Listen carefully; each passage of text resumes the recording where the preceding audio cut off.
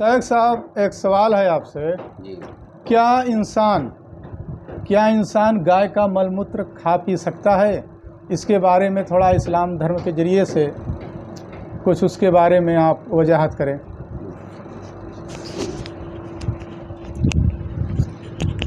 शुक्रिया जज़ाकुमुल्लाह सर जी।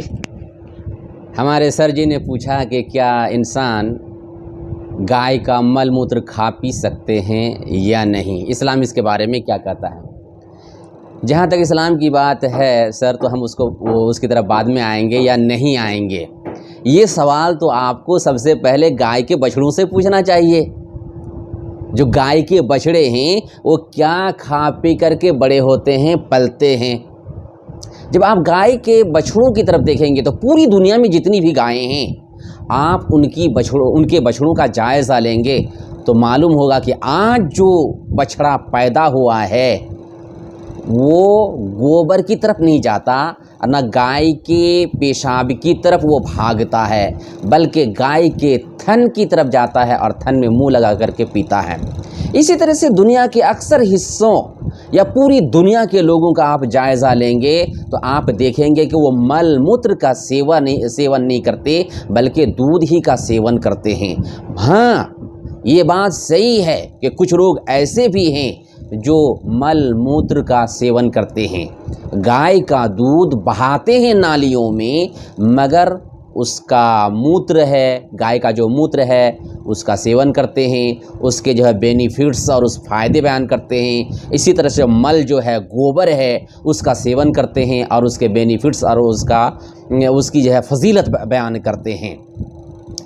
आप जो है ये सवाल अगर डॉक्टरों से भी करेंगे तो हंसेंगे कि सर जी, आज़म सर बनारसी, आप क्या सवाल कर रहे हैं, मल मूत्र का सेवन कर सकते हैं, दूध की फजीलत बयान करेंगे। आप कोई भी डॉक्टरी किताब उठाइए, आपको गोबर के बारे में ये मशवरा नहीं दिया जाएगा कि आपकी तबीयत ख़राब हुई है तो आप गोबर खाइए, गाय का गोबर खाइए या उसका मूत्र पीजिए, बल्कि दूध का मशवरा दिया जाएगा जो कि गाय के बछड़े पिया करते हैं, हम और आप पिया करते हैं। कि किसी भी वीकनेस को ख़त्म करने के लिए, कमज़ोरी को ख़त्म करने के लिए, कोई भी पेशेंट होता है जो कमज़ोर हो जाता है तो उसको मशवरा दिया जाता है कि आप दूध पिया करें, आपका जो है वीकनेस ख़त्म हो जाएगा, आपकी कमज़ोरी दूर हो जाएगी।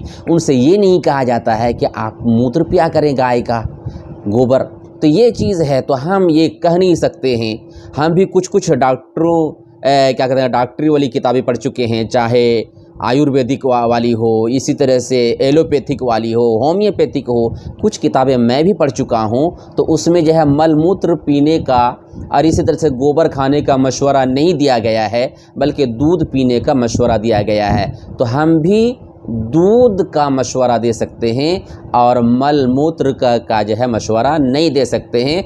हम जो कह रहे हैं, इस्लाम का भी यही रुझान है कि गाय का मल मूत्र जो है ना पिया जाए। तो कुछ भाई जो पसंद करते हैं वो उनकी राय है, वो उनका ख्याल है, हम इसको पसंद नहीं कर सकते हैं और ना गाय के बछड़े ही इसको पसंद कर सकते हैं, जैसे कि आमतौर पर देखा जाता है। जी, ये बात मेरे जहन में आई सर। अब हम इसके बारे में, मल मूत्र के बारे में अब हम कुछ नहीं कह सकते हैं। शायद समझ में आ गई हुई मेरी बात। बहुत बहुत शुक्रिया शेख, आपने अच्छा सा इल्म दिया अपने गाय का मूत्र के बारे में।